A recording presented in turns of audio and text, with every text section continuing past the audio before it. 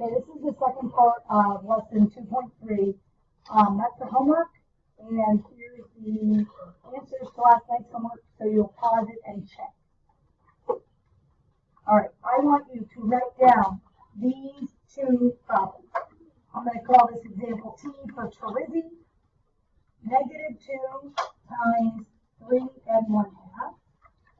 And example A for algebra, -2 1/2 divided by 1 7/8. Okay. Let's make these go again. All right. Now, when you are multiplying or dividing mixed numbers, who remembers what you need to do with the mixed numbers first? Let's see. Correct, you need to change them to improper fractions. So, -2, I can't do anything with that. So, -2 times, what is 3 1/2 as an improper fraction? Good, 7/2. Now, if I want to write -2 as a fraction, what do I put underneath it? 1. Now, always look to reduce first.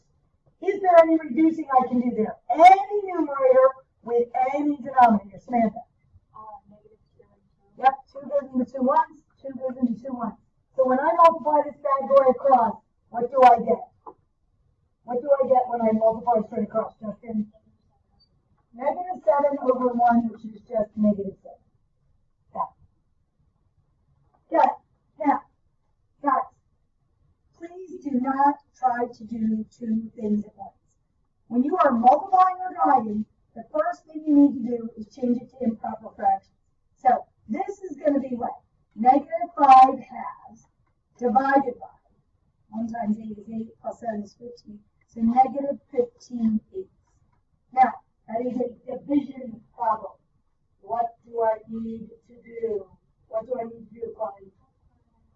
Change it to multiply by the reciprocal. Keep, change, flip. -8/15. And notice, I like to keep the negative with the numerator, but it does not really matter. Okay, take a look at this. Is there any reducing that I can do? Joseph. 5 goes into 5 once, into 15 3 times. What else? 2 goes into 2 once, into 8 4 times. Now, when I multiply straight across, what do I get in this problem? When I multiply straight across, Joseph, a negative times a negative is a positive 4/3.